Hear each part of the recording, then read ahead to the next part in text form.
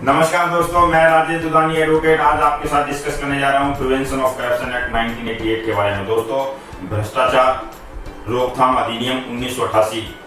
दोस्तों, ये समस्या हमारे देश में आजादी से पहले से ही है, यानी ब्रिटिश काल से ही भ्रष्टाचार की समस्या थी। और इस भ्रष्टाचार की समस्या का निवारण के लिए दोस्तों आजादी के तुरंत बाद ही प्रिवेंशन ऑफ करप्शन एक्ट लाया गया था 1947। और दोस्तों उसके बाद 1963 में इसी के ऊपर डॉक्टर राम मनोहर लोहिया जी ने संसद में बहुत ही गंभीर चिंता व्यक्त की थी और उनका भाषण काफी मशहूर हुआ था इस विषय में। दोस्तों, ये जो भ्रष्टाचार है ये पूरे विश्व की समस्या है, न कि सिर्फ भारत की।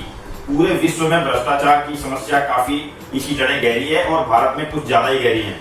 दोस्तों, कुछ देश हैं जापान और साउथ कोरिया जैसे, जहाँ पे भ्रष्टाचार बहुत ही कम है, लेकिन ये बहुत ही कम है। ऐसे बाकी देशों में ये समस्या काफी ज्यादा है। दोस्तों, इस एक्ट के तहत सरकार का मुख्य उद्देश्य था ट्रांसपेरेंसी और अकाउंटेबिलिटी, यानी कोई भी अधिकारी अपने पद पर रहते हुए किसी भी तरह के पद का दुरुपयोग ना करे, और अगर वो दुरुपयोग करता है तो उसको उत्तरदायित्व लेना पड़ेगा। लेकिन दोस्तों, इसमें भी एक ये कमी है कि अगर सपोज कोई व्यक्ति अपने पद पर रहते हुए ईमानदारी से कार्य कर रहा है और उसके बावजूद भी अगर उसके ऊपर में कोई व्यक्ति लांछन लगाता है, तो क्या वो जांच का या फिर उसके ऊपर में केस चलाया जाना चाहिए? दोस्तों, आज हम इन्हीं सब बातों पे डिस्कस करने जा रहे हैं। दोस्तों, 1988 का जो प्रिवेंशन ऑफ करप्शन एक्ट है उसमें एक शब्द लिखा गया था अनड्यू एडवांटेज, यानी कोई भी व्यक्ति अपने पद पर रहते हुए अनड्यू एडवांटेज सैलरी के अलावा लेता है तो वो करप्शन की श्रेणी में रखा गया था। और उसकी जो सजा थी वो 6 महीने से लेके 3 साल तक के बीच में रखी गई थी। दोस्तों, इस चीज को मद्देनजर रखते हुए इस एक्ट में अमेंडमेंट किया गया और 2018 में इसका अमेंडमेंट लाया गया। और दोस्तों, अमेंडमेंट के एक्ट में इस बात का प्रावधान किया गया कि किसी भी व्यक्ति के ऊपर में इन्वेस्टिगेशन करने से पहले उससे ऊपर के अधिकारी या एप्रोप्रिएट गवर्नमेंट के अधिकारी से उस पर परमिशन लेना निहायत जरूरी होगा। दोस्तों, ये अपने आप में एक बहुत कंट्रोवर्शियल निर्णय है।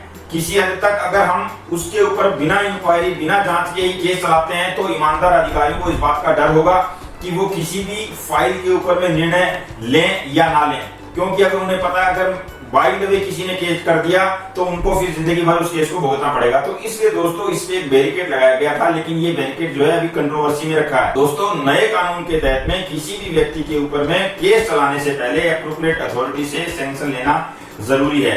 इसमें रिटायर्ड अधिकारी को भी इसके अंदर केस के दायरे में लाने का प्रोविजन है, लेकिन उसमें भी subject to prior permission of the appropriate authority रखा गया है। दोस्तों, जो 1988 का कानून था उसमें 5 चैप्टर और 31 सेक्शंस थे, यानी कि बहुत छोटा एक्ट बनाया गया था। और जिसका जो मेन आत्मा थी वो चैप्टर 3 और सेक्शन 7 से 16 थे, जिसके अंतर्गत इस कानून के तहत किए गए सारे ऑफेंसेस और उनकी पेनल्टी निर्धारित की जाती है।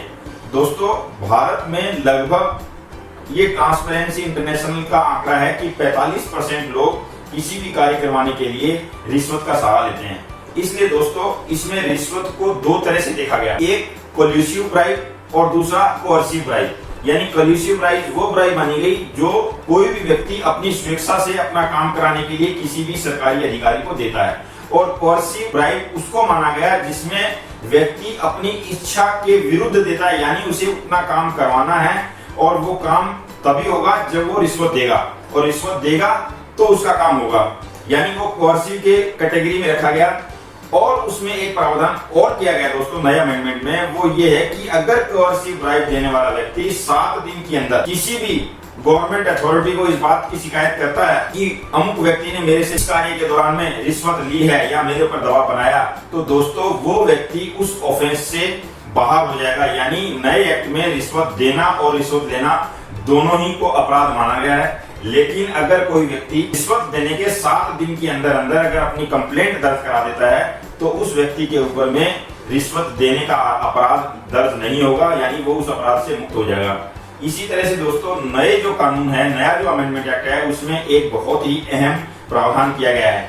मान लीजिए कोई कॉर्पोरेट हाउस है, उसने अपने किसी भी व्यक्ति को रिश्वत देकर सरकारी अधिकारी के पास भेजा और वो रिश्वत देते समय पकड़ा जाता है, तो उस केस में उस कॉर्पोरेट अधिकारी के साथ साथ में उस कॉर्पोरेट का जो ओनर है, जो मालिक है, वो भी उतना ही जिम्मेवार होगा जितना कि वो अधिकारी जो उस रिश्वत को जिस समय दे रहा है। इसलिए इसमें कॉर्पोरेट को भी बराबर का हिस्सेदार माना गया है, क्योंकि कई बार ऐसा देखने में आता था कि कोई भी कॉर्पोरेट अपने नीचे के कर्मचारियों द्वारा रिश्वत पहुंचा देते थे, वो अपने साथ बच जाते थे। लेकिन अब इस प्रावधान के तहत में वो व्यक्ति भी पकड़ा जाएगा और साथ साथ में जिसको उसने भेजा है, यानी जो कॉर्पोरेट का मालिक है, वो भी पकड़ा जाएगा। अब दोस्तों इसमें एक प्रोविजन और भी किया गया है कि अगर कोई व्यक्ति रिश्वत लेते रंगे हाथ पकड़ा जाता है, यानी रेड हैंडेड पकड़ा जाता है, तो उस कंडीशन में उस अधिकारी के खिलाफ मुकदमा चलाने के लिए किसी भी तरह के परमिशन की जरूरत नहीं है। यानी वो देन एंड देयर उसके ऊपर में केस दर्ज हो जाएगा, उसको दोबारा से किसी भी तरह की परमिशन की रिक्वायरमेंट नहीं है। दोस्तों एक बात और बताना चाहूंगा कि इस तरह के केसों में भारत में जो अपराध होते हैं और उस अपराध का जो ऑर्डर आता है कोर्ट के थ्रू, उसमें बहुत ही कम परसेंट में लोगों को दोषी पाया जाता है। यानी कि इस समय जो आंकड़ा लगभग है वो 19% लोग ही दोषी पाए जाते हैं, बाकी लोग बच निकलते हैं, क्योंकि इस तरह के केसेस को प्रूफ करने में काफी दिक्कतों का सामना करना पड़ता है। ऐसा नहीं है दोस्तों कि ये एक्ट कोई नया है। आईपीसी के तहत भी सेक्शन 161 से 165 ए के बीच में इस तरह के करप्शन को रोकथाम के लिए प्रावधान किए गए हैं।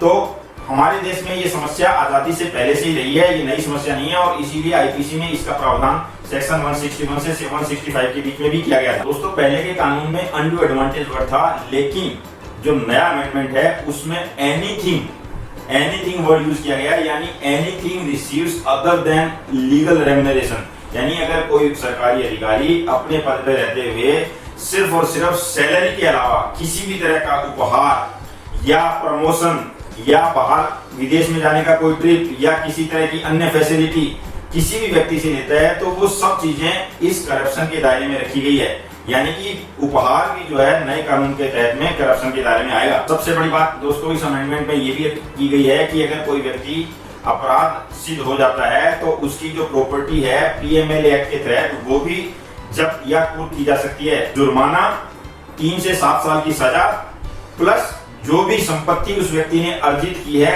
भ्रष्टाचार के थ्रू, उस सारी की सारी अर्जित संपत्ति को भी कोर्ट कुर्क यानी सीज कर सकती है। और इसके लिए सरकार ने अलग कोर्टों का गठन किया है जो सिर्फ और सिर्फ इसी तरह के केसेस को देखेगी, और इनके लिए भी टाइम को निर्धारित किया गया, यानी 2 वर्ष का टाइम जनरली निर्धारित किया गया है। 2 वर्ष के भीतर करप्शन के केसेस की सुनवाई पूरी होनी चाहिए। लेकिन अगर किसी भी कारणवश नहीं होती है तो उसके लिए मैक्सिमम पीरियड जो है 4 साल का तय किया गया है। उसमें भी कोर्ट को इस बात का लिखित में उत्तर देना पड़ेगा कि इस केस में किस कारण से डिले हुई है, यानी 2 साल मिनिमम और मैक्सिमम 4 साल का समय इसमें सुनवाई पूरी करने के लिए रखा गया था। तो दोस्तों इस तरह से ये था आज का टॉपिक प्रिवेंशन ऑफ करप्शन के ऊपर में। अगले वीडियो में फिर किसी नए टॉपिक के साथ मिलेंगे, तब तक के लिए नमस्कार, धन्यवाद। मेरा ये वीडियो आपको कैसा लगा, लाइक शेयर और सब्सक्राइब जरूर करें। धन्यवाद।